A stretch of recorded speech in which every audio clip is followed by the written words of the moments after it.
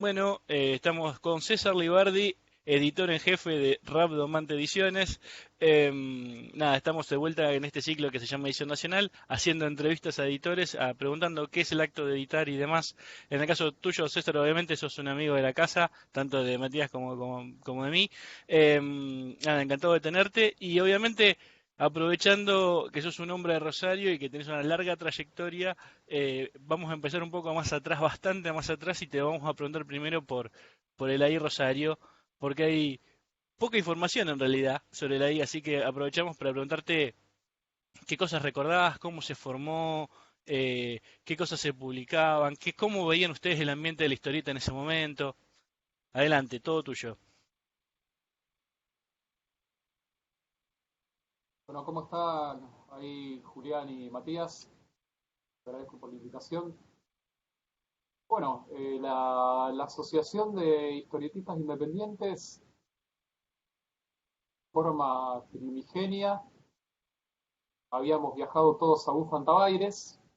Eh, en ese momento se habían hecho un par de charlas, pero inclusive rebobinando un poquito más la semilla de lo que fue la I Rosario, el primer antecedente es una reunión que organiza Ernesto Torres en lo que es la Facultad de Humanidades y Artes, la parte de comunicación, en la Siberia, eh, que hace una convocatoria para la gente que hacía fanzines y material considerado, por decirlo de alguna forma, marginal, relacionado con la comunicación, la historieta, el dibujo, lo que es la música.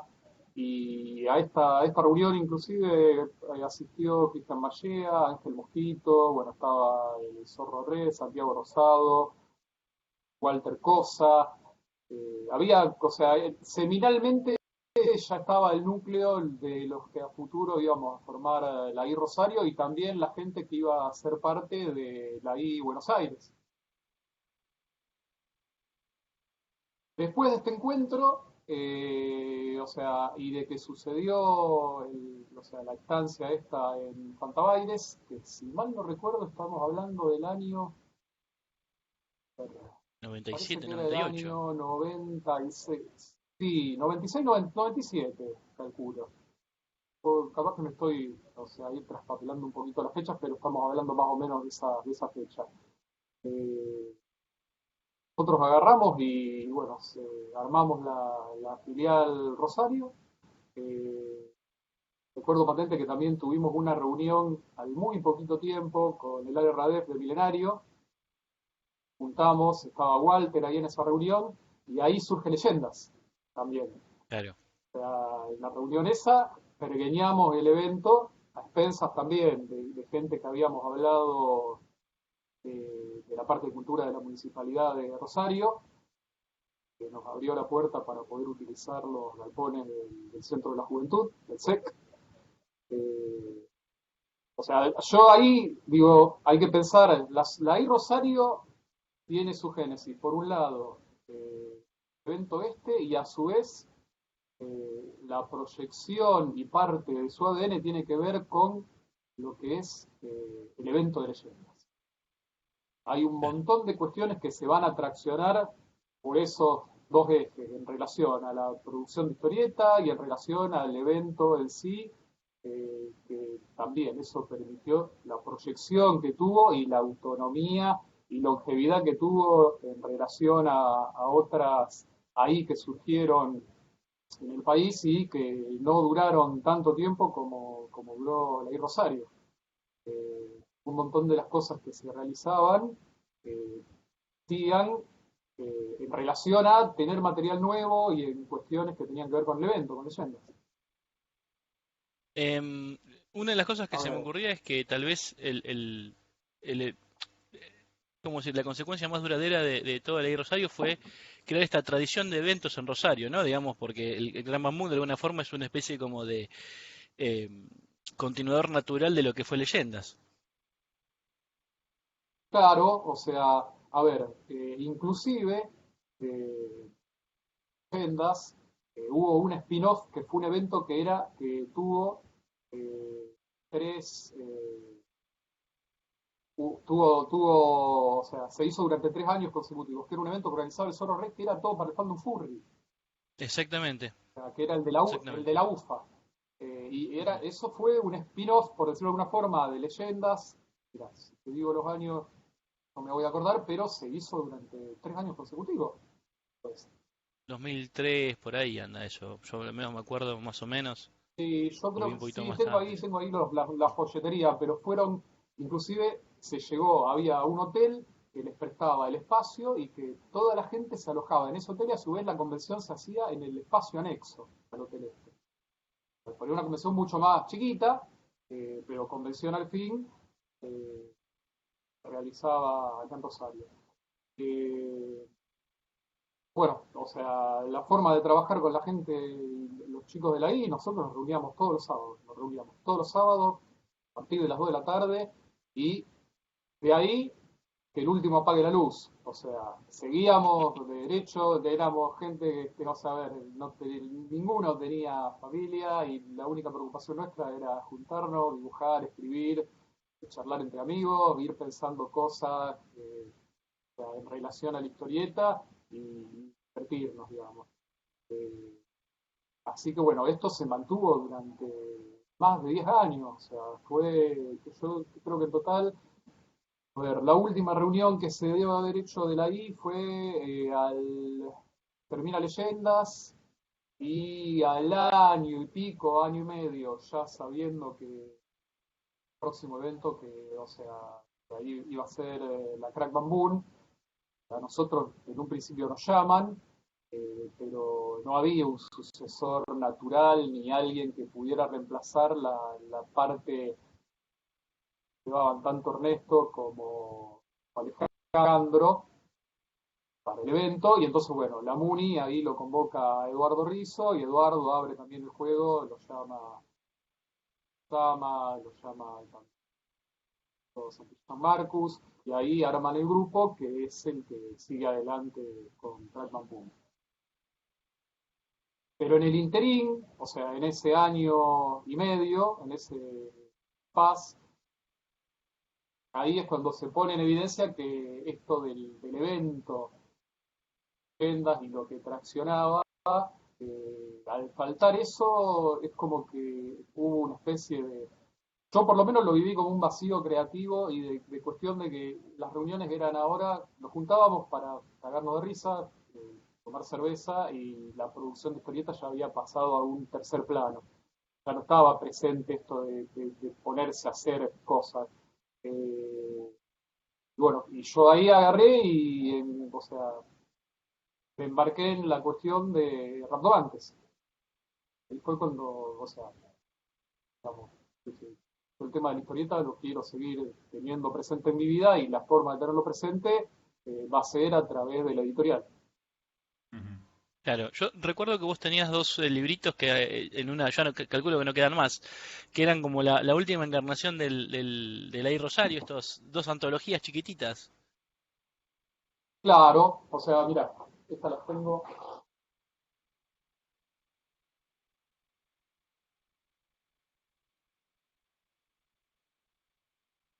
Esta es una, Ujú, esta es la primera exacto. y esta es la segunda. Esta tiene portada del Zorro Red y esta con portada de Javier Galimani. Eh, y no fueron las últimas producciones de la asociación, pero sí fueron las últimas producciones colectivas en las que participaron todos los miembros de la Claro. asociación. Hubo, o sea, hubo otras cosas que salieron en el interín de forma individual, pero durante ese último año y medio estoy casi seguro que de producción así de material tengo presente que nosotros estuvimos la Crack Bamboo 1 en el espacio de abajo de lo que el centro de la juventud, pero el que está detrás del SEC sería. Y lo que más vendimos en ese momento, teníamos una carpeta de dibujos, y lo que más se vendió eran dibujos sueltos, pin-up y ese tipo de Claro. cosas. pero la revista, la última que había ahí era 2 años antes, la última Claro. revista. Así que digamos el fin, o el fin no, pero digamos el cese en funciones fue entre el 2006 y 2007, ponele. Claro, sí, sí, sí, sí, sí. Y vos decís que Ah, eso te da pie a crear randomantes. a ver, la cuestión era que, por un lado, o sea, al no estar el tema del evento, a mí se me cruza por la cabeza qué forma se podía hacer para prevenir algo que permitiera que sigamos produciendo, hacer material y que a su vez para difundir lo que estábamos, la producción que había en el grupo. Y entonces ahí en un principio está Revista Quimera, los primeros números es casi exclusivamente de autores de la I, o sea, a partir del tercer número se empieza a abrir más el juego. Eh, bueno, y a su vez está la parte que sería de recuperación de fanzines y material que durante fines de la década del 90 era, por lo menos, yo tomé como la historieta independiente que me marcó o sea, a nivel de qué se podía llegar a hacer como historieta con un alto nivel de calidad, más allá de que uno ya era un fanzine, o sea, pero era algo que estaba hecho excelentemente bien, no era simplemente algo, digamos, hecho, qué sé yo, simplemente tengo ganas de hacer algo, le pongo unas grapitas y lo saco a la calle, sino que había todo, no sé, la Capop, la Calzone, eh, los autores que estaban detrás de esas publicaciones ya tenían un objetivo, es como que era gente que tenía, uno veía ese material y decía, estos son los referentes de cómo podemos seguir avanzando en esto de la producción del historieta independiente. Bueno, bueno, ahí está toda la parte de la colección Reencuentro. Está Cándido, Orgasmatron, Doctor Oscuro, los hermanos Zeppelin, Bangkok, todo material que, o sea, hay un montón de otras cosas, pero yo puntualmente en ese momento, para mí, esos eran los referentes que marcaron un norte, por decirlo de alguna manera. Hablando ya propiamente de Rabdomantes, en el momento que vos saltás de, digamos, de editar fanzines y estas publicaciones antológicas colectivas y demás, al momento donde fundás Randomantes y empezás a funcionar, ¿qué cosas te imaginaste? ¿Qué cosas sabías? ¿Cómo cambió el proyecto? ¿Cómo se transformó? Y el proyecto, en un principio, a ver, o sea, lo encaré con muchísimo optimismo. Y, o sea, yo lo miro ahora y de forma retrospectiva, yo en ese momento pensaba que estaba siendo relativamente cauto y ahora me doy cuenta que fui muy, pero muy optimista en relación a cuestiones de lo que yo me imaginaba que se podía llegar a hacer editorialmente. O sea, la idea mía, con un montón de cosas que además pensaba que y esto se resuelve así o se hace así, ahora la experiencia que tengo es muy diferente a la que tenía 7 años atrás. Eh, no, no cambiaría la forma en la que lo encaré en ese momento porque, a ver, la forma en la que salió me parece que salió bastante bien. Tenía idea de lo que era hacer un plan editorial, eh, no tenía realmente idea de lo que era coordinar una antología con más de 24 autores. Eh, ya, me di cuenta mucho más tarde de que lo que es que te lleva y lo que te insume de tiempo, de trabajo mental y poder hacer eso, lo que una antología te insume es casi lo mismo que editar 3 o 4 libros. Claro. Bueno, vos acá, Julián, podés dar testimonio porque el simpático Bodoque que es ultra violento, les tomó cuánto, 2 años editarlo 2 años, aproximadamente, así que bueno, sí. sabés de lo que estoy hablando. Eh, La cuestión acá es que, eh, a ver, en un principio, o sea, hasta que me percaté de eso, bueno, o sea, disfruté hacer Quimera, pero me doy cuenta que quizás le hubiera dado cabida a poder hacer más libros, digamos, que es lo que estoy haciendo desde que dejó de salir Quimera esta parte. Estoy focalizando más en sacar libros o colecciones, eh, porque, digamos, es una manera de trabajar. Cuando vas a hacer un libro, tenés que trabajar con el diseñador, hablas con el guionista, hablas con el dibujante, muchas veces dibujante y guionista son la misma persona. eh, con toda la furia estaremos hablando de que trabajás con 6 personas al mismo tiempo, quizás 7, pero no es un mare magnum de mails, de charlas y de cuestiones que en el medio está la vida y uno, para llevar una antología adelante, eso, o sea, que de cierta forma realmente te desborda. Admiro a los que apuestan, siguen apostando al formato antología y lo siguen bancando. Yo en este momento no podría encarar nuevamente decir voy a seguir haciendo una antología porque sinceramente prefiero apostar al formato libre. Antes de que pasemos a hablar del catálogo, de la editorial y demás, una última pregunta con respecto a este tema es, vos, bueno, La Quimera fue una revista y fue una revista de calidad, pero ¿crees que es inviable hacer una revista en estos tiempos? O sea, si el asunto pasa por imprimirla en papel y hacerla circular, yo digo que sí. Si la idea es hacer algo como lo que están haciendo los chicos de Libera la Bestia, que es en formato digital, eh, a cada bestia suelta, que va por el tercer número, si no me equivoco, Sí. ahí veo viable porque probablemente como una cuestión de difusión y de que tenga una llegada diferente y que la gente le pueda bajar en la tablet o en la computadora y mirarla de esa manera, ahí veo que sí, que puede funcionar. Eh, Pienso que lo que está haciendo, por ejemplo, ahora la gente de Historieta Revolver están en un impasse, porque leí un post hace poquito que con el tema de la cuarentena y todo lo demás, no sé si el sexto o séptimo número está todavía ahí, que no sé si no entró en imprenta o no llegó a distribuirse en kioscos. Eh, Ujú. o bueno, ahora la misma Fierro va a volver en formato digital. Yo Así es. particularmente estoy pensando en ir parte del catálogo a digital, pero no me embarcaría como editor en manejar, en dirigir una antología.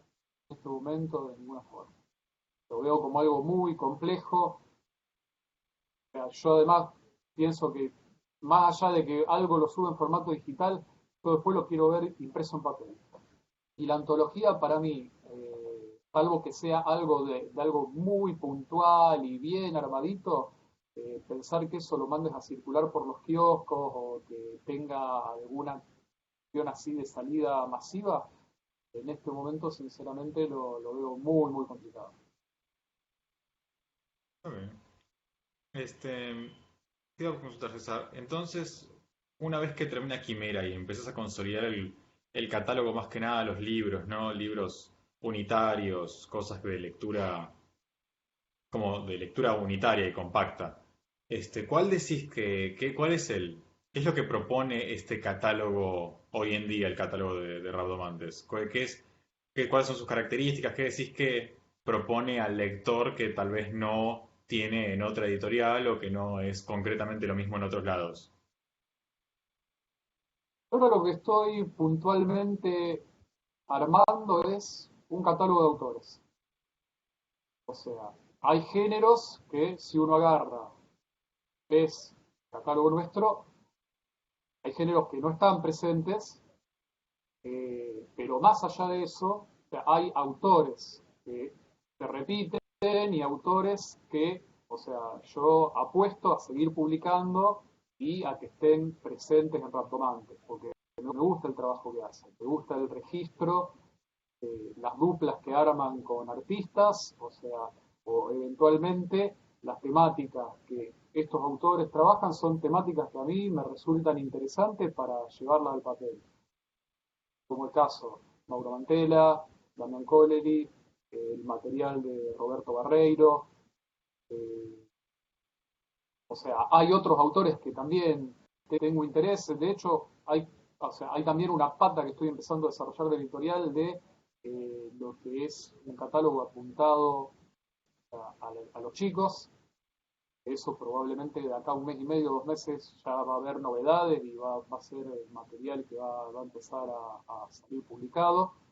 Eh, pero la idea principal es que haya, o sea, los autores con los que vengo trabajando y que estoy publicando, seguir publicando material de ellos. O sea, mi interés es que la obra de estos autores salga a través de Random.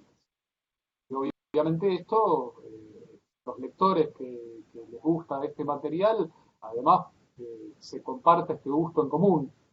O sea, porque más allá de que alguno puede ver algunas, no es lo mismo o el registro de escritura, no es el mismo el de Mantela que el de Connelly, o lo que maneja Roberto Barreiro, eh, o sea, incluso no son de las mismas generaciones, pero hay ahí, o sea, un eje en relación a cómo tratan la ficción, cómo tratan la aventura, cómo tratan temáticas que a mí me gusta. O sea, bueno, en ese sentido, por ahí no es que estoy pensando exclusivamente en qué es el tipo de público lector que gusta del material randomante, yo más bien pienso en que es material que a mí me gusta y que tengo la suerte de que muchos lectores de randomantes comparten ese gusto. Hay una cuestión de, si uno ve el catálogo, una cosa que yo, por ejemplo, cuando pienso en el catálogo de Raptomantes, inmediatamente pienso que es un catálogo de género, ¿no? Como que cada libro está muy apuntado a un género específico, ¿no? O es de superhéroes, o es de aventura clásica, o es más de misterio, qué sé yo, con el tema de Bizancio, ¿no? Pero siento que está muy apuntado a un tipo de estructura clásica, y ya sean más o sean rescates de material previo o material nuevo, siempre está como muy estructurado, muy concreto para que si a alguien le gusta cierto género, hay como un libro de rabdomantes que apunta a ese lector, ¿no? Yo lo pienso así cuando imagino el catálogo. Sí, sí, o sea, y yo creo que esto tiene que ver justamente por los autores también. Lo que tenés O sea, hay son una... guionistas, tenés concretamente guionistas que trabajan el guión, en el sentido de que trabajan como exclusivamente como guionistas, no tantos autores integrales, sino muchos, o sea, pienso en Connelly, pienso en Mantela, pienso en un poco Barreiro. Sí, claro. Son como gente que trabaja particularmente como guionista, entonces tienen como estilos muy concretos. Sí, yo además, con el tema del guión, para mí, eh, el tema del guión es muy importante. O sea, más allá de que la persona tengas una persona muy virtuosa en la parte del dibujo, la parte del guión a mí me entra, o sea, no voy a comprar una historieta por el dibujo de tapa. O sea, comprendo perfectamente al que compra una historieta por el dibujo que hay en la tapa, eh, pero a mí me pasa particularmente que si yo agarro una historieta y por lo más que el dibujo sea muy virtuoso, te leo las 4 primeras páginas y el guión no me engancha de ninguna forma, o sea, el libro agarro y no me lo llevo. O sea, igualmente, a ver, la historieta tiene que tener un equilibrio entre lo que es los globos de diálogo, el dibujo, la narrativa, comprendo perfectamente.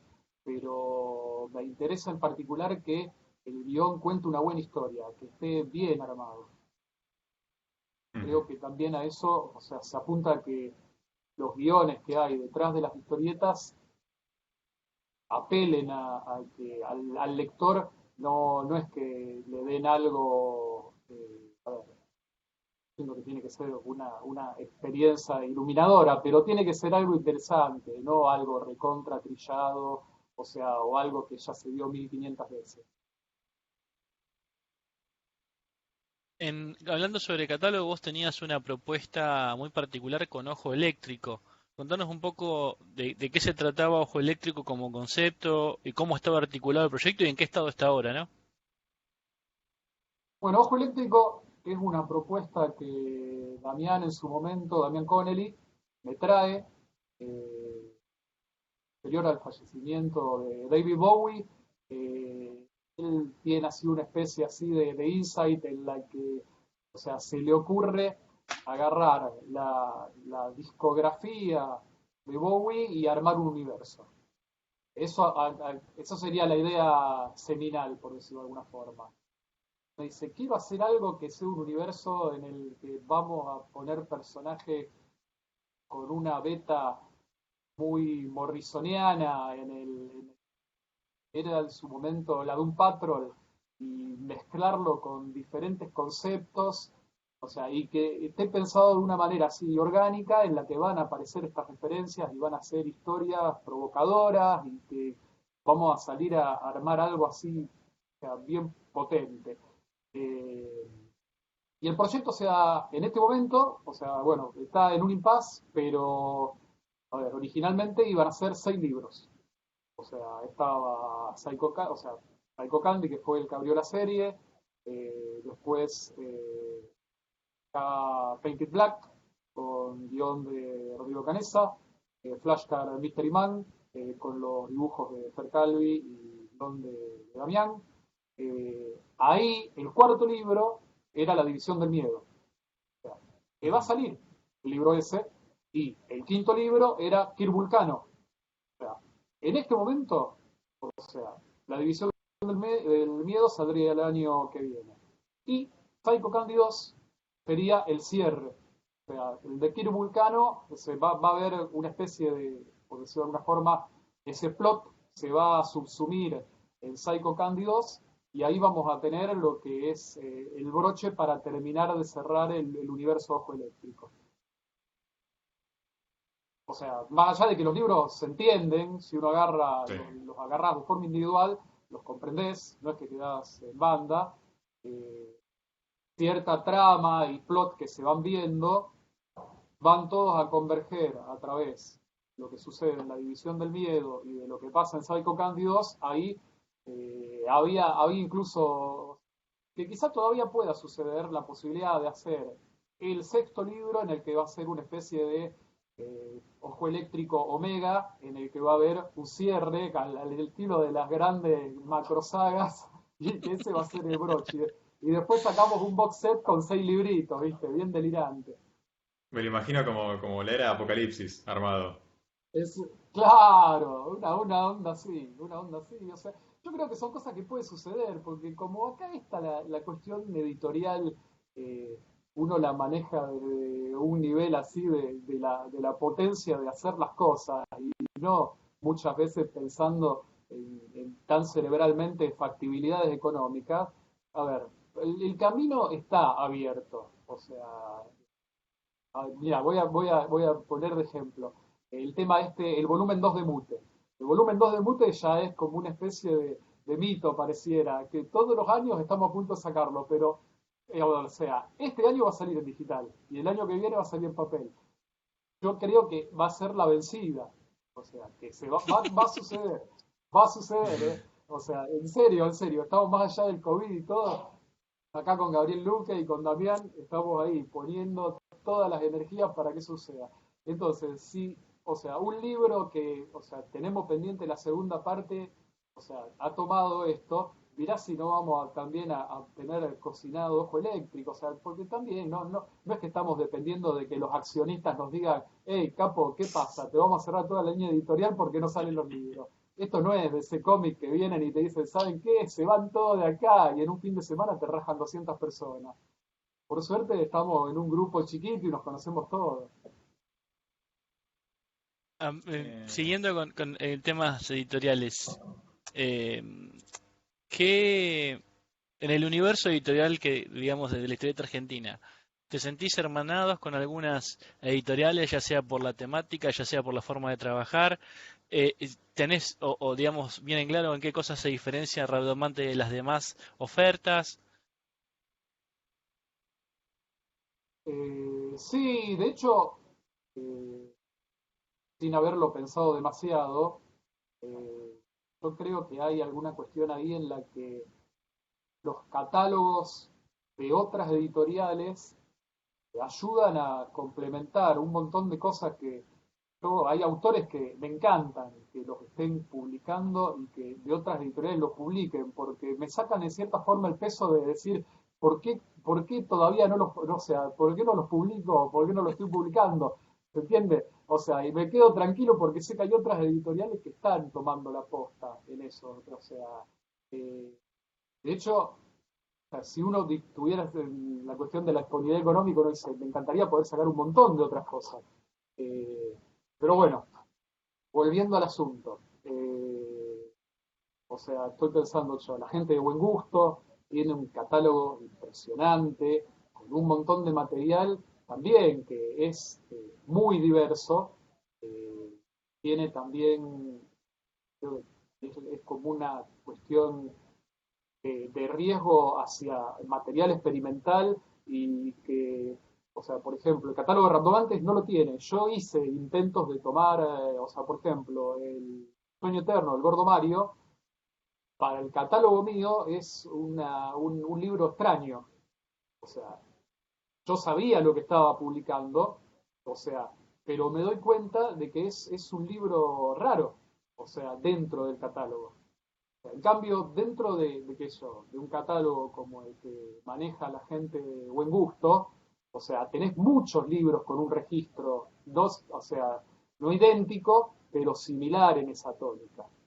O sea, y en ese sentido, o sea, yo lo veo como algo, o sea, muy bueno, de que haya editoriales en las que un montón de autores también que por ahí no, o sea, no tienen la misma recepción cuando lo saca Randomantes a que cuando lo saca este editorial. Esto es una cuestión también de cómo el ojo editor va armando. Uno por ahí también busca empujar esos límites, pero bueno, el lector que uno también va formando, a su vez uno tampoco no puede agarrar y de repente decirle, mira, así como te dije esto durante tanto tiempo, ahora te digo esto, te digo otra cosa. O sea, no es tan sencillo. O sea que yo veo que eso está bueno. O sea, bueno, el catálogo que tiene la gente de Rocco Rabia tiene un montón de material clásico uno dice, bueno, también no tengo, no, a ver, hay material que yo por ahí voy haciendo y dice, esto estaría recontra copado poder agarrar y recuperarlo. O sea, pero, o sea, tengo todavía otras prioridades de rescate previamente y total están ellos también sacándolo. Así que no es que va a quedar inédito. O sea, lo van a sacar. Mati, yo te corté, no sé si Este, querés preguntar. no, no, sí, sí, sí.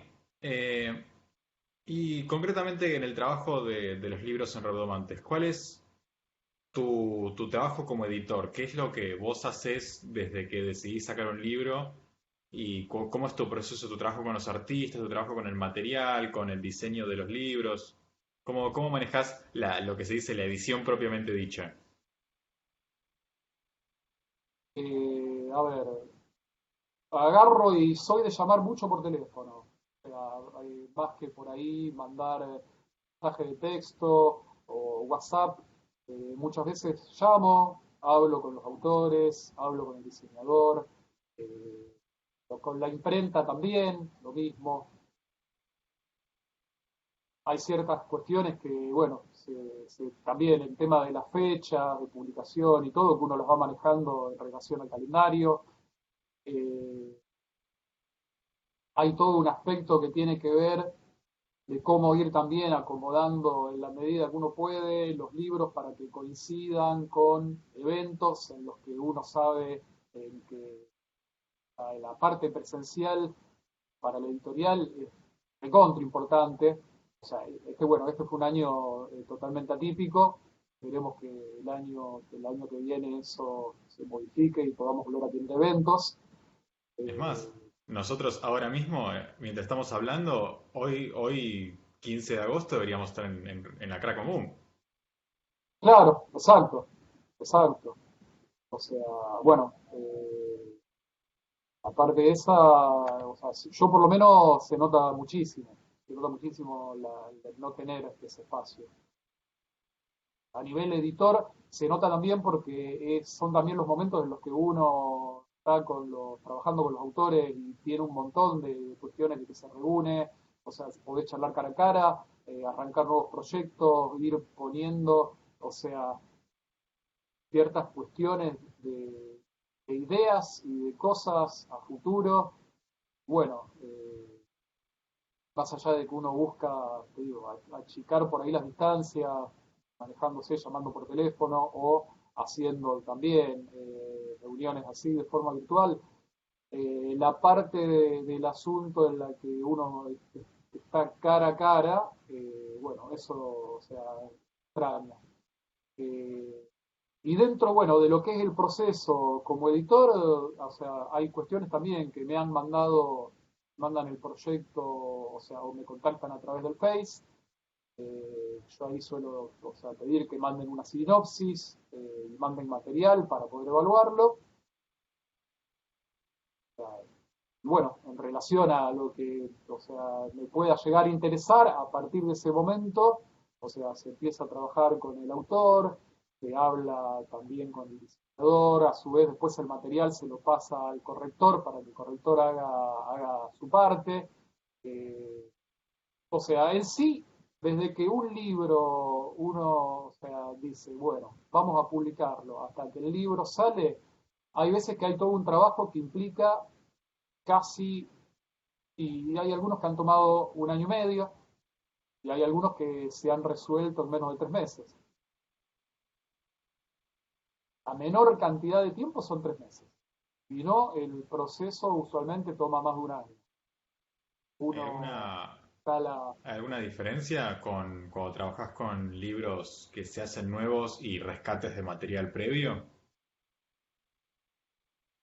y diría que, a ver, está por ahí la tranquilidad de que el tema del rescate del material ya está todo publicado. O sea, no tenés yo por lo menos no tengo la presión ni tengo que estar esperando a que si es un proyecto, o sea, por ahí cuando me presentan el proyecto tiene solamente las primeras 24 30 y pico de páginas hechas. Y entonces hay que esperar a que estén las 30 siguientes.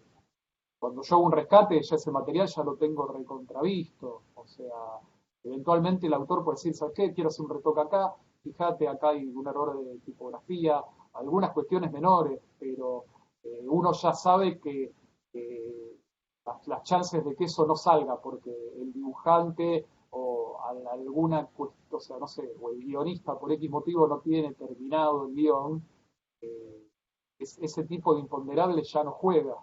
El material que ya se publicó está ahí completito y las cuestiones que uno modifica son muy menores.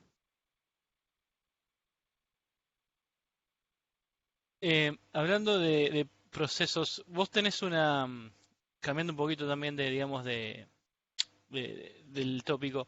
em, Vos sos uno de los editores con mayor presencia en eventos y tenés un poquito de una estructura logística armada con un representante local acá en Buenos Aires de tus publicaciones.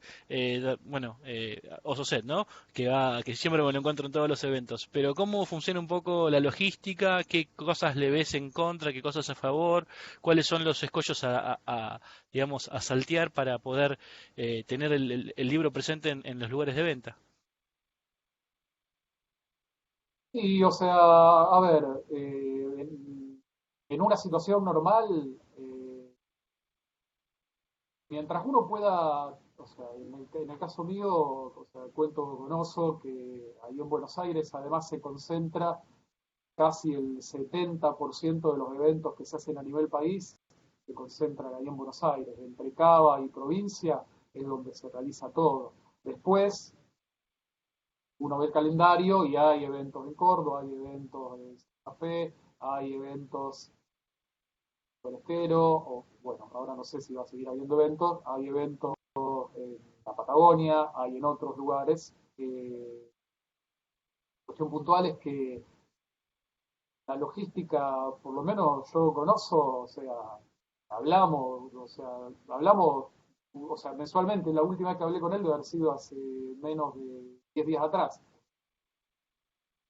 obviamente ahora están todos guardados, pero en una situación normal yo le envío material, hay cosas que por ahí, hay algunas comiquerías que él le lleva incluso el material de forma presencial. Es algo que por ahí lo que se complica cuando uno tiene que mover muchas cosas, pero si no, no es tan complejo. A ver, el que vive en Buenos Aires tiene la ventaja de que no es lo mismo tener que estar despachando cajas para un montón de lugares a simplemente es como que vos estás en el centro del asunto. Ahora, por ejemplo, hay libros que están impresos, están allá, pero yo en Rosario todavía estoy esperando a que se junten con otras cosas más para hacérmelos traer por un flete, pero yo acá físicamente no los tengo. Bien. Y eso porque estoy trabajando con una imprenta de Buenos Aires. Estoy trabajando con una imprenta de Buenos Aires porque tengo un buen motivo, o sea, porque tengo una diferencia de casi un 25% en relación al precio que me estaban dando en Rosario. O sea, realmente vale la pena que, o sea, a ver, que todavía los libros no estén acá, porque, a ver, el ahorro que me representa eso me va a permitir este año probablemente sacar un libro más con lo que me estoy ahorrando de imprenta en Rosario.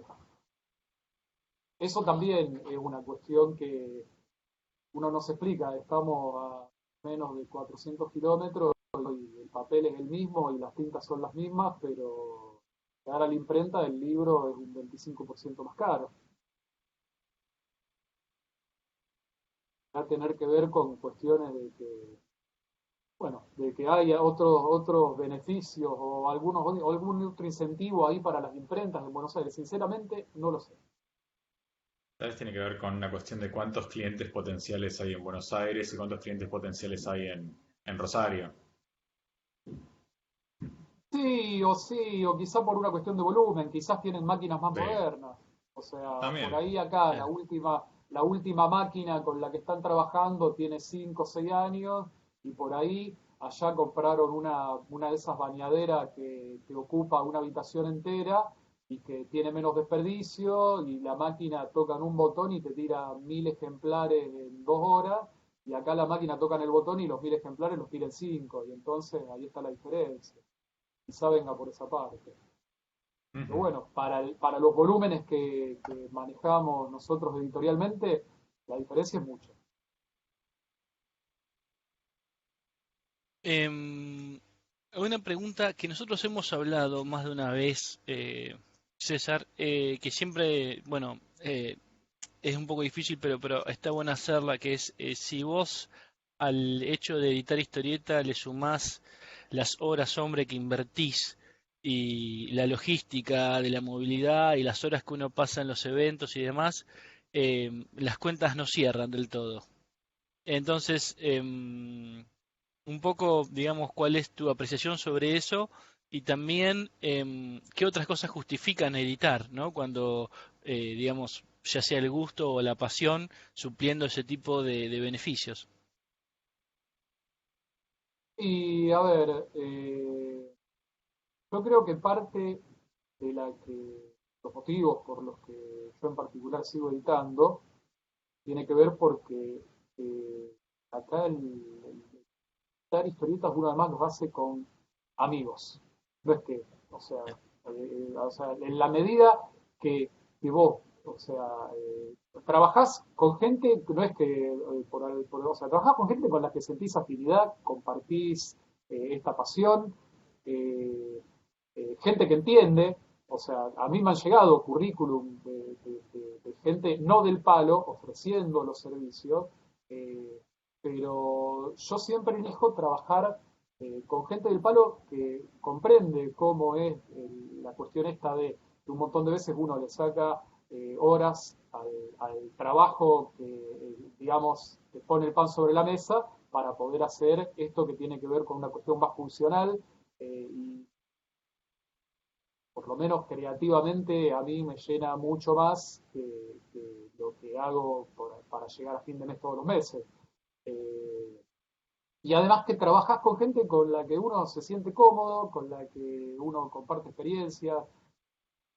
poder estar en los eventos, el poder conocer artistas, autores, visiones que tienen que ver eh, con la historieta y muchas veces, más allá de la historieta, con esta cuestión de comunidad que hay.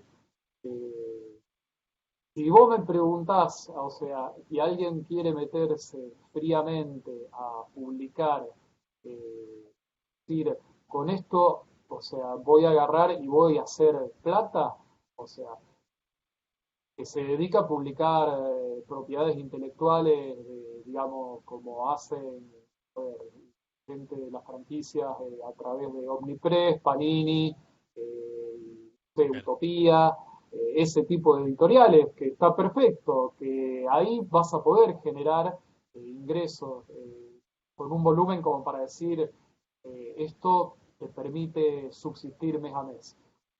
Si no, o sea, encararlo de esa forma yo creo que no es la mejor forma. Por ahí uno agarra y lees comentarios de autores que, no sé, que es como que están esperando de alguna manera editar y dar un batacazo.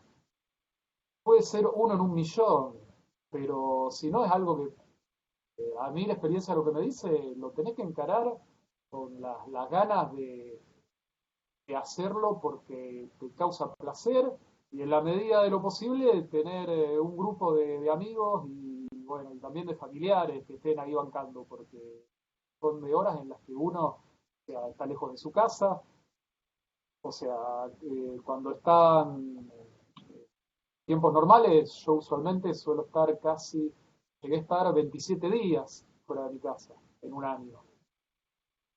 No es poco. O sea, 27 días yendo a ferias, a eventos. Claro. O sea, y no es que uno dice, ah, pero son vacaciones. No, no son vacaciones. Quiero decir, o sea, está bien, me encuentro con gente con la que la paso bien, pero, o sea, hay que estar detrás del stand, o sea, está la logística, lo que charlábamos hace un rato.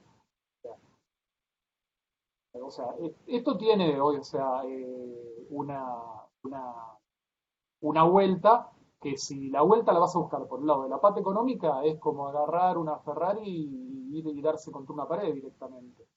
No hay chance de que salga bien. Pero si por lo menos yo editorialmente apunto a hacer algo que me gusta, publicar, o sea, a gente que me gusta, trabajar con gente con la que paso bien y que disfruta de esto, de la historieta, eh, y mientras pueda mantener balanceado la proporción entre lo que se publica y a su vez pueda seguir juntando para seguir publicando, me parece perfecto. No sé si se responda a la pregunta, pero bueno, al que, Ah, al sí. que, al que se quiera meter, que no, o sea, si se quiere meter porque está buscando la papota, busca otro rubro, o sea, que se dedique a otra cosa.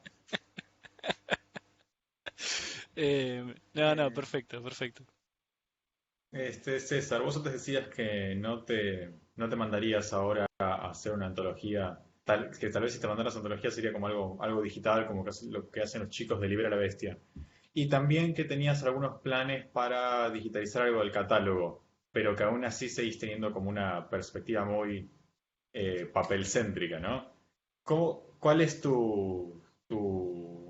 cuál es tu visión del mercado digital, tanto lo de distribuir digitalmente los libros como producir cosas directamente para lo digital y no para el papel, ¿no? ¿Cómo lo ves, cómo lo hacen otras editoriales? ¿Cómo lo aplicarías vos a Rabdomantes? Tal vez qué beneficios o qué desventajas le ves a ese formato. O sea, yo creo que el formato digital va a seguir creciendo. Tengo, o sea, como proyecto mejorar la web de Randomantes y hacerla mucho más amistosa para que pueda haber formato digital y que a su vez formato digital, más allá de que haya contenido que sea de libre descarga, haya contenido que genere algún tipo de monetización porque lo que dije hace un rato, lo que subo en digital tengo también la expectativa después de llevarlo al papel. Eh, Digo, veo el digital como un vehículo para poder seguir llevando material al papel. Más allá de que uno pueda decir, sí, pero hay gente que no le interesa, simplemente quiere tener un PDF, leerlo en su tablet y no lo va a comprar en papel, perfecto. O sea, pero si me pagaba aunque sea un tercio del valor en digital, o sea, yo sé que eso tarde o temprano lo voy a bajar al papel porque, o sea, hay gente que va a seguir queriendo tenerlo en papel. La cuestión esta de fetiche que tiene también la historieta, la materialidad, o sea, a ver, tengo un caso cercano de un amigo que agarró y voló la biblioteca completa y se quedó con el iPad. Yo lo miraba y me agarro la cabeza y digo, estás loco, ¿qué hiciste? Criminal de guerra, es un criminal de guerra, ¿cómo puede haber hecho eso? Digo, ay no, pero lo que eran las mudanzas, me dice, era mucho papel. Y uno por un lado dice, sí, es cierto, o sea, vos pensás en una mudanza y si tenés una colección, no sé, o sea, de una X cantidad de volúmenes, es un infierno de caja. Pero bueno, o sea, así como hay gente que puede hacer eso, yo creo que el tema de tener tus libros, tu biblioteca y poder, hay cosas que la pantalla para mí no puede reemplazar. Y hay cuestiones que lo digital pueden hacerse tal que quizás uno no las pueda hacer en papel, pero yo en ese sentido prefiero que lo que se vaya a hacer en digital sea algo que después se pueda transportar al papel. O sea, no hacer algo que uno diga solamente lo vas a poder disfrutar en formato digital. O eventualmente también aprovechar, a ver, pienso en Ojo Eléctrico, que tenía un código QR en el que lo escaneaban y podías escuchar la banda de sonido que se había elegido para esa historieta en particular, un playlist que te llevaba a YouTube. Ese tipo de cuestiones me parecen geniales y sé que, o sea, la realidad aumentada y un montón de cositas se pueden hacer. Eh, pero como complemento de la lectura, de tener físicamente el libro. Y que va a haber mucha gente que el tema del digital, digamos, lo vea como la única posibilidad, está bien, o sea, me doy cuenta de que es una variable y, o sea, no reniego de que es algo a atender y a acostumbrar ese público de que no porque sea digital tiene que ser totalmente gratuito o que no tiene que poner nada porque total está dando vuelta y lo descargo y así como lo descargué, ya está, lo leo y palo y a la bolsa, pero no pongo un peso. Creo que tiene que haber alguna erogación, o sea, para que se le pague a los autores y, bueno, como ya lo repetí varias veces, para que eso después se pueda sacar en papel. Una pregunta con respecto a esto es, ¿no sienten, y también para vos, Mate, ¿no sienten por ahí que esta discusión llega un poco tarde al campo de la historieta? Digamos, esta discusión de físico o digital la tiene la industria de la música hace más de 20 años ya. Y mirá, Y digo, por eso A ver, no se terminó no se dejó de publicar discos. Los discos siguen estando en las disquerías. Obviamente hay muchas menos, pero están. y es que para mí esa vaina es re diferente con el mercado de la historieta, ¿eh? Porque la música, más allá de lo que te diga algún obse de la música, el tema se escucha exactamente igual en el CD que en Spotify. Pero la historieta, por una cuestión de materialidad y de experiencia, se lee distinto en el papel y en la mano que como se lee en la pantalla. Lo cual no significa que peor o mejor, simplemente son experiencias distintas y por lo tanto no son tan reemplazables instantáneamente o mecánicamente que como los para mí lo es la música. Lo dejé de comprar discos y empecé a pagar Spotify, ponele. Y no cambió. Solo tuve ventajas, digamos, no tuve desventajas. En cambio, en un paso de papel a digital tenés ventajas, pero también tenés desventajas, aunque sean completamente del hobby, de que no puedo ver el libro no puedo ver el libro en la biblioteca, pero desventajas todavía tenés, de agarrar el libro, de sentir, de ir a comprarlo, de que te lo firme el autor. Muchas cosas que tal vez son distintas que con el caso del CD. Para mí llega ahora porque la tecnología que te permite leer libros digitales ahora está lo suficientemente optimizada ahora mismo en estos años como para que ya empiece a competirle más que como era hace, no sé, 10 20 años. También las Con las tablets tablets y ahora demás. las tablets son mejores que antes. hay más plataformas para descargar que antes. Para mí no es que llega tarde, para mí llega bien ahora porque es ahora que está más optimizado para que le pueda hacer una competencia más directa que, no sé, en 2010, a principios de siglo. ¿Vos qué pensás, César? No, coincido en que son experiencias diferentes. Recién también pensaba en el tema de los gamers en relación a eso.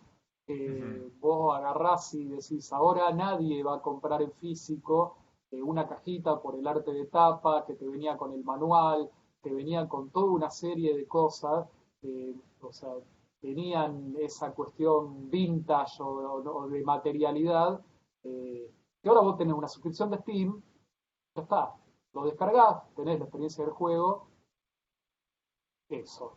En cambio, Sí, la historieta, eh, hay una cuestión también, o sea, que tiene que ver también con la experiencia de la lectura.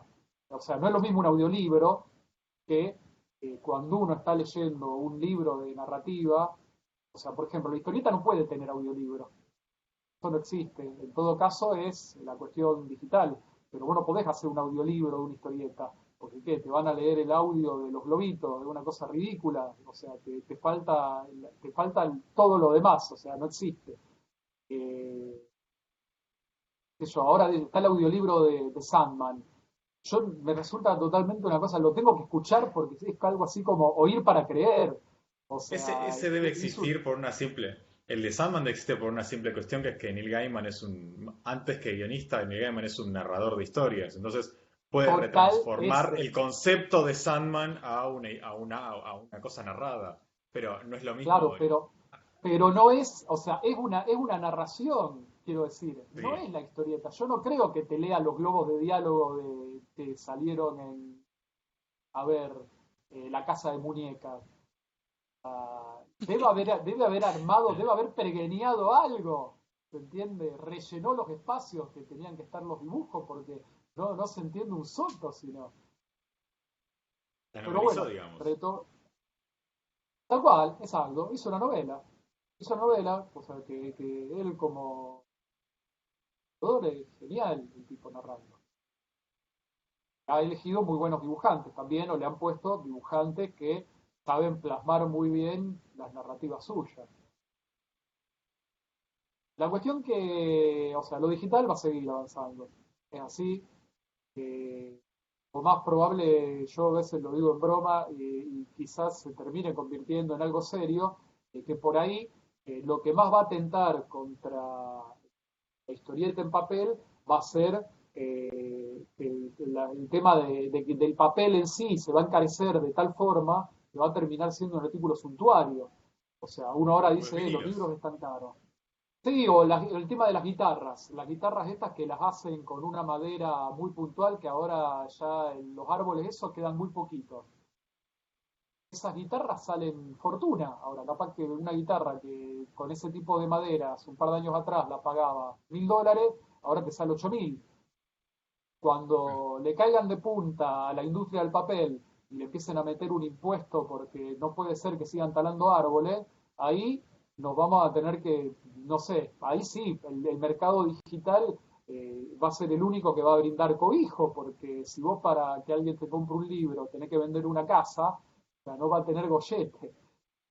Pero bueno, más allá de eso, el tema de lo digital quizás son experiencias que las nuevas generaciones las tienen, eh, y vos, o sea, yo por ejemplo en la casa mía siempre tuve una biblioteca a mano. Eh, Vos muchas veces uno por ahí se encuentra casas en las que no hay biblioteca directamente. Los únicos libros por ahí que están son los que los pibes reciben en la escuela. O sea, los padres no tienen ninguna biblioteca o no tienen ningún tipo de libro ni de manual, y qué sé yo, el único libro que hay es la guía de teléfono y a veces ni eso. O sea, vos decís, esa es la gente que por ahí no va, o sea, bueno, capaz que tampoco leen en digital, pero los que lleguen a leer en digital no van a tener ningún tipo de nostalgia por el papel. El que Sí, bueno, por es, ahí es de algo primera que mano, o sea, es algo que yo lo pensaba también en, bueno, vos y César y yo los dos somos trabajamos en el mismo rubro. Y en una época me tocó trabajar con muchos chicos de entre 20 y 25 que estaban todos leyendo en digital.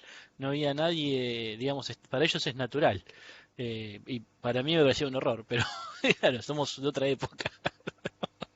Bueno, o Mm. sea, mira, estuve hace 2 meses y medio atrás, poquito tiempo que iba abriendo la cuarentena aquí en Rosario. Voy a una gráfica que está a 3 cuadras del taller. Esta gráfica está a menos de 1 cuadra y media del Politécnico. En el Politécnico se cursan un montón de carreras relacionadas con la informática y las ciencias duras.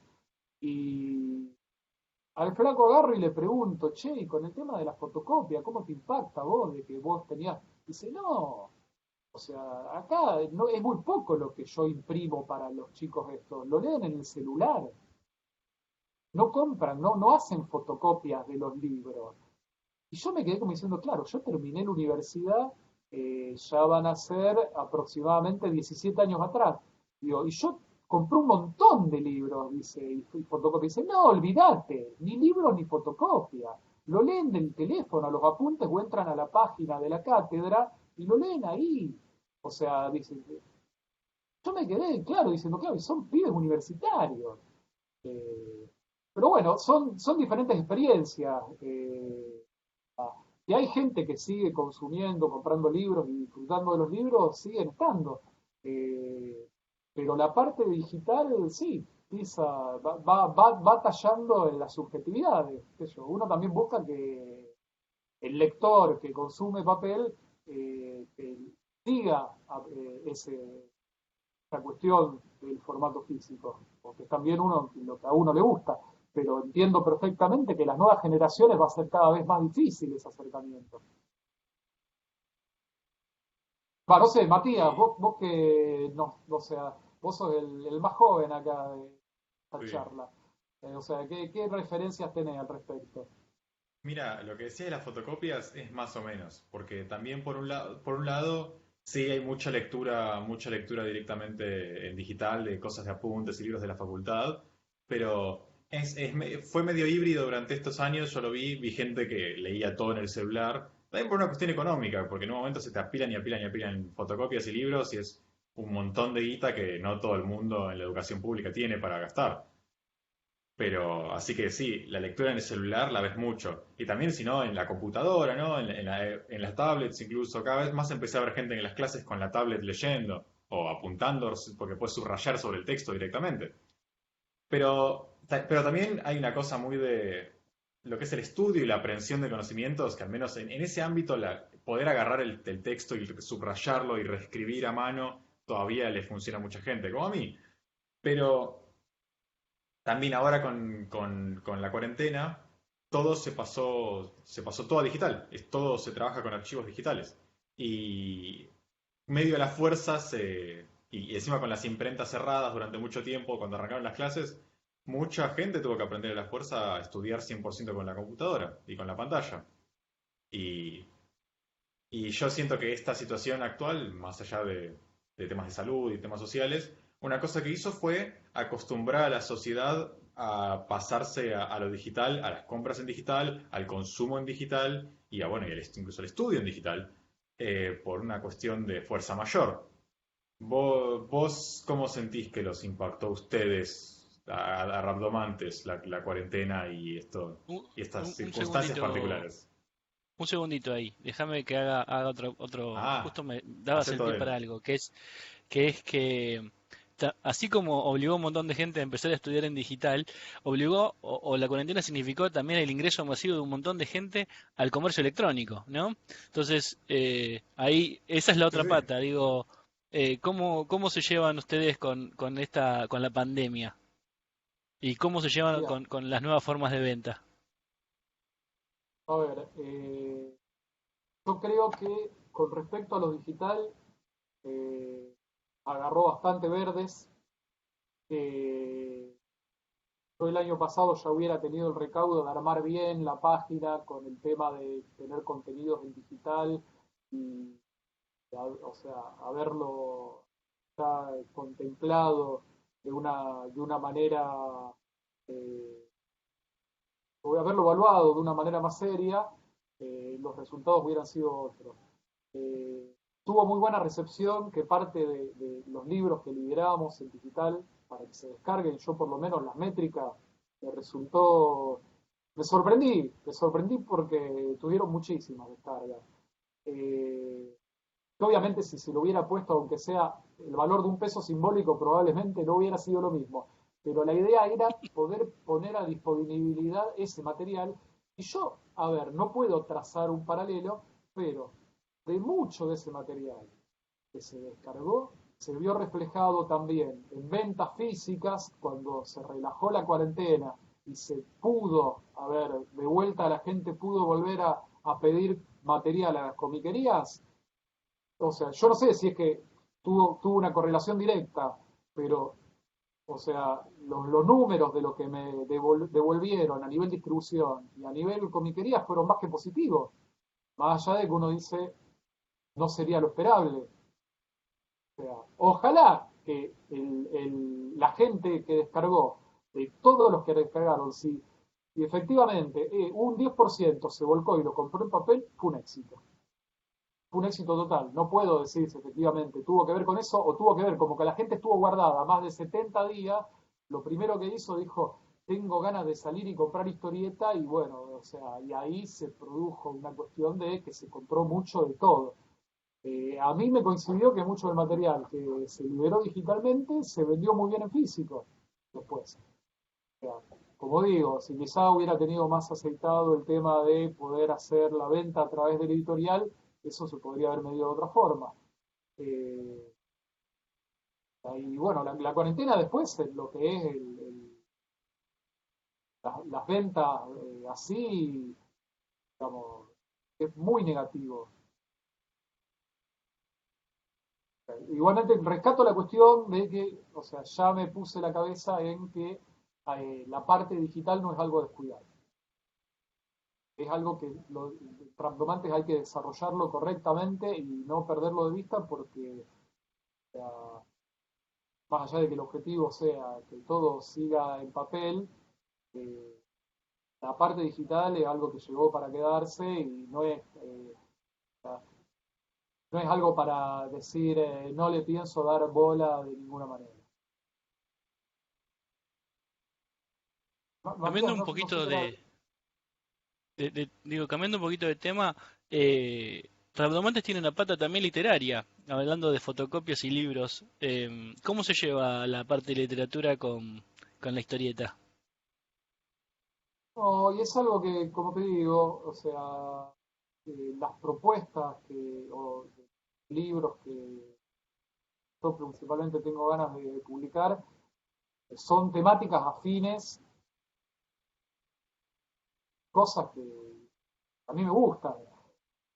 La temática acá de New Jersey queda lejos, son un grupo de amigos que, a ver, si uno los ubica cronológicamente, eh, o sea, en el momento que transcurre la novela tienen 30 y pico de años, pero los personajes han nacido sobre finales de la década del 70, principios de la década del 80, y han transitado todo lo que fue la parte de lo que fue la cultura de las historietas, los juegos de rol, las primeras aventuras gráficas, el tema de las series tipo los X-Files, los dibujos animados que veíamos de He-Man, Robotech, o sea, eh,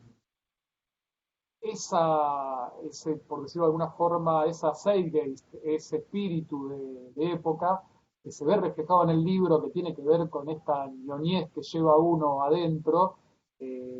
O sea, eso me llevó a mí a aceptar cuando me lo propuso acá Federico Velasco. El libro está también hecho a dos manos con Sergio Pilarte. A mí lo que me enganchó fue eso, y que es muy, pero muy cómico. Y o sea, para mí se lleva muy bien de la mano de lo que sale en el catálogo nuestro. O sea, es algo, la parte narrativa de lo que sale en Rhabdomantes dialoga con lo que sale también en historieta. Hay también ahí un libro en carpeta que quizás llegue a ver la luz el año que viene, que es parte de las reseñas que hace Matías de Petris en Tierra Freak, que es sobre todas las series de televisión, tomar desde Lost hasta Juego de Tronos, probablemente ahora va a haber que extenderlo un poquito más, pero serían 50 reseñas, que también a mí me encantaría que eso pueda tener un formato de libro. Pero bueno, es algo también, lo estamos trabajando a poco, porque todo lo que sea también narrativa es mucho más complejo que lo que es historieta. O sea, insume mucho más tiempo al editor lo que es la curación de un texto, y, o sea, tiene los tiempos en los que se manejan son un poquito más extensos. Sin embargo, es algo en el que yo quiero también ir mechando, ir sumando el catálogo. Pensándolo en una proporción, cada 9 libros de historieta, uno de narrativa. Más o menos así sería el asunto.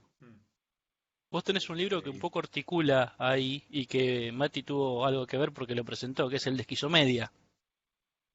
Bueno, de Esquizomedia ahora incluso va a salir la versión XL, que viene la Ah, segunda edición, en formato más grande, Bien. con una portada nueva. Eh, También yo estimo que antes de fin de año va a estar, vamos a, vamos a tener editado. Eh, Ahí, o sea, digo, yo no tiene tanta riqueza el texto que yo digo, yo como editor la pifié en el tamaño. O sea, el libro tendría que haber salido de primera de cambio en una versión mucho más grande, en 24 por 17, porque queda, o sea, queda muy compacto. Uno lo ve en la pantalla. Bueno, esa es otra cuestión del digital. Vos en el digital, en la pantalla, le arrimás la lupita o lo acercás de otra manera y hay ciertas cuestiones que no te das cuenta. En cambio, en el papel, cuando el formato sale chico, está frito directamente. O sea, no hay, salvo que estés con una lupa en la mano, digamos. Así que bueno, lo vamos a reeditar en un formato más grande, el libro Esquizomedia. em, respecto al de New Jersey, ese también igual entra en como una especie de género, subgénero argentino muy clásico, que es el de grupo de amigos boludones pasados de adolescentes discutiendo y que sea una comedia en sí misma la discusión. Que acá en Argentina, en la historieta particularmente, tenés casos Los como cuatro Cuatro segundos. Segundos o Sudoku, que entran muy en ese género también. Yo lo pensaba mucho en esa onda. Se acerca un poco y tiene tanto peso a nivel diálogo que funciona. No se aleja tanto, si alguien lee historieta a leer eso, no lo aleja tanto de la dinámica de lectura que uno podría llegar a tener, si es más lector de Claro, historieta. es como una sitcom, Sí, como decirte, se establece un diálogo, diría, podés tener, yo diría Seinfeld, Big Bang Theory, y bueno, y en realidad no tuvimos una sitcom en Argentina que pueda mechar, pero ahí tendrías a los 4 segundos. Si los 4 segundos hubiera tenido una serie, una live action, por decirlo de alguna forma, tranquilamente entraría ahí. o si no, en el campo de la animación hay una serie de animación en YouTube que se llama Tres Acordes, que también funciona en ese mismo código, y esa también es argentina. Es un Mira qué estilo bien. es un estilo de dinámica, de comedia muy, muy particular, que en Argentina supongo que funciona muy bien, al menos capta muy bien a la gente rápidamente por una cuestión de identificación. No sé si en todos lados funciona de la misma forma esta idea es una cosa muy de los tipos pasados de adolescente, pero que todavía siguen hablando medio en una dinámica de adolescente Sí, medio semipatética, incluso, que es graciosa. y sí, a mí me remite también son como una buddy movie, o sea, y a su vez está acá, yo rescato que como tanto Sergio como Federico han trabajado para el palo del cine, eh, el libro también es muy de la forma en que se dan los diálogos y el timing en el que está puesto, tenés metido, o sea, no hay capítulo en el que por lo menos no te rías 3, 4, 5 veces. O sea, tenés que, no sé, por lo menos uno dice, si no te reíste en algún capítulo, o sea, es porque directamente algo te pasa. O sea, porque tiene eso, o sea, yo lo enganché al libro, eh, y con los tiempos de los que yo dispongo, es un libro que se lee relativamente rápido. Tuve una semana hasta leerlo completo y después lo releí 2 veces más. Y se banca la segunda relectura y te sigue haciendo reír. Claro. Eh, eso es algo que no hay muchos libros que uno de solamente a través de los diálogos o sea, uno se imagina a los personajes, dice, o sea, te describe las situaciones porque el que en un grupo de amigos este tipo de charla, o sea, no es que te digo que se dan siempre, pero la referencia la tenemos nosotros que somos de la cofradía. Es decir, yo creo que en ese sentido funciona muy, pero muy bien y además es muy visual, además de que tiene excelentes diálogos. Vos hace unos minutos atrás hablabas de los formatos y decías de que, bueno, digamos, tenías que haber publicado en un formato más grande y demás. Em, Vos, bueno, tenés particularmente con la Quimera salió en un formato bastante extraño, al menos para lo que es el medio argentino, y después tenés libros más chicos y tenés este 17 por 24 que parece ser como el tamaño fetiche de la historieta moderna. ¿Qué opinás de los formatos? ¿Qué formatos son más baratos? ¿Por qué tanto 17 por 24?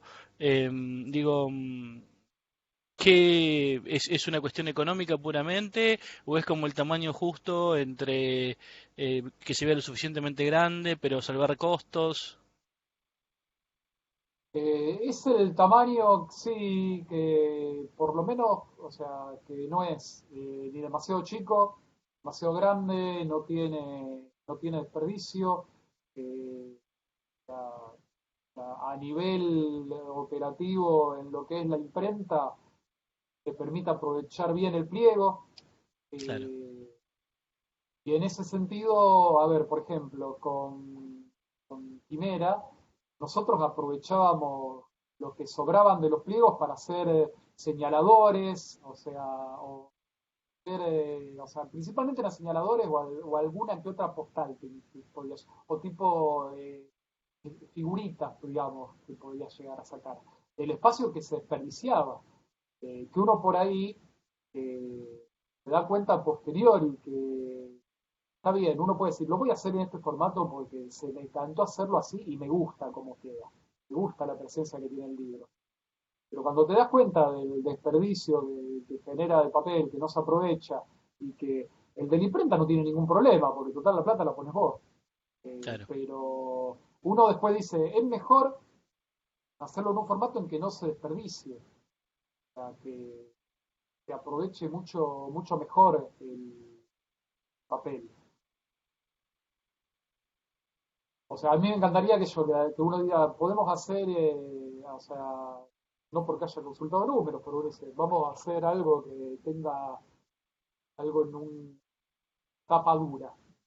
Eh, pero por lo menos en este momento no es algo que lo veo como algo que vaya a suceder ni en el corto ni en el largo plazo. O sea, tendrían que ser, los cortos se van muy al diablo.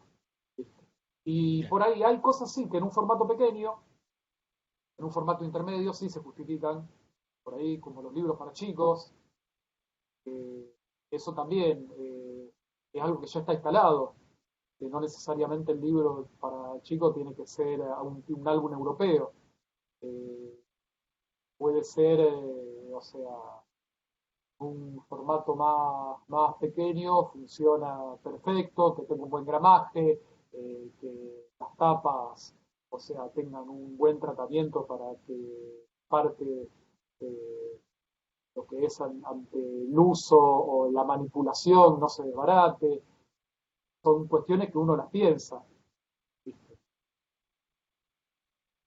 No para irse con los que hay otros formatos que son con todas las tapitas rígidas, pero también son para la historieta yo no lo veo viable. Eh, pero yo creo que el 24x17 es actualmente el formato que mejor funciona para, para estar publicando actualmente en historieta en Argentina. Después se pueden hacer otro tipo de cosas, pero bueno, ya ahí te cambian los costos. Y eso se ve reflejado después en el valor del libro. Mati, no sé si querés hacer una pregunta más. Diría que ya estamos para la pregunta final.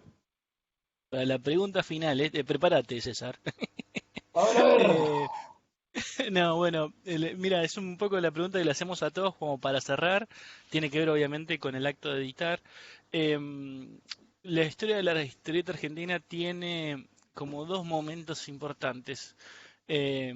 Lo que era hasta el año 2000, digamos, con el cierre de Editorial Columba, como la última que quedaba editando en forma comercial, en donde había por ahí un rol de editor con distintos perfiles, ¿no? Pero estaba Casioli, estaba Scuti, estaba los Columba, em, donde había ciertas prácticas, digamos, de la industria, el juntar duplas, digamos, por ahí incluso hasta a veces se pensaba en censura o en cortes editoriales. Y después de la crisis del 2001 está ese interregno en el cual las cosas se van armando de a poco, donde hay una ausencia total de editores y, digamos, de acá a hace unos 7 8 años comienza a reestructurarse todo eso de a poco, eh, con tu editorial, con otras editoriales, y el rol del editor comienza desde hace unos 2 o 3 años a ser cada vez más evidente nuevamente, de gente que está no solamente en la edición de libros, o sea, de mandarlos a imprimir, sino también en la generación de esas ideas, en la generación de los contenidos. La pregunta es, ¿qué es lo que vos te imaginás que va a pasar con la industria y qué va a pasar con el rol del editor hacia adelante, ¿no? No, o sea, yo creo que, a ver, como industria o como una especie de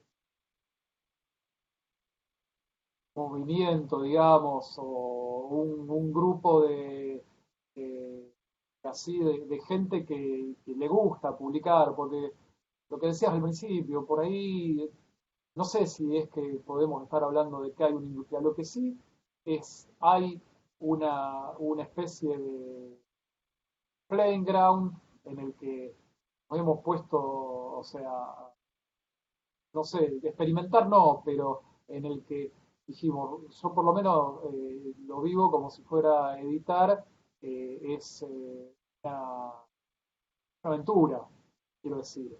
No tenemos reglas como por ahí hay en el mercado europeo y el mercado yanqui. Está todo muy parametrizado y que tiene que ver con esto de que al final del mes el rojo, o sea, tiene que ser así y que el negro tiene que superar al rojo para que sigamos publicando. O sea, acá el rol del editor muchas veces, además de que uno quiere dar su impronta al catálogo, de que quiere tener a estos autores, de que quiere sacar ciertos libros, muchas veces es bancar meses en los que los libros quizá no se muevan, quizá la cuestión que generaría esto de decir, o sea, si el libro no sale ahora, de acá a un mes y medio tengo que bajar la persiana porque la rueda del cash flow no me entra dinero para poder pagarle a X ni poder bancar X cuestión. El rol del editor muchas veces es bancar las pérdidas y poder agarrar y decir, o sea, o sea, el libro va a salir, o sea, se va a generar, o sea, lo que se necesita económicamente para que el libro salga, que el autor tenga la tranquilidad de confiar en que efectivamente eso va a suceder, y eso, o sea, yo creo que eso tiene que ver también con el rol, no, si el editor no está eh, bancando esto como una especie de micromecenazgo, o sea, como en su momento, o sea, porque, o sea, que más que, yo por lo menos es algo que lo pensé muchas veces, ¿qué más quiere uno que poder bancar la producción artística de otras personas? Por lo menos en mi caso, yo lo siento así, de que, o sea, por ahí esa persona la haría, o sea, pero la difusión que tendría sería mucho más limitada. Eh, para mí a veces el editor cumple el rol de ser como una especie de pequeño mecenas que está ahí para poderle dar la difusión y poder bancar esto, de que el arte, del dibujante, el que hace historieta, o sea, pueda llegar a mayor cantidad de gente, se difunda y que eventualmente, qué sé yo, o sea, inclusive, que siga publicando y que dé el salto, que consiga que lo publique en Europa, que consiga que lo publique en Estados Unidos, que lo pueda hacer su modo de vida, no que tenga que tener 2 o 3 trabajos para estar quizá dibujando durante la noche solamente. O sea, yo creo que ese lugar del editor es uno de los ejes que va a tener que seguir sosteniendo y que va a tener mayor presencia. César, interesantísima la charla, en serio lo digo. Bueno, Mm, te sí, sí. agradecemos ante todo que hayas venido y que te hayas prestado a este examen exhaustivo por parte de dos locos. Nada, muchas gracias y la seguimos. Cuídate. Bueno, gracias a ustedes. Un abrazo grande.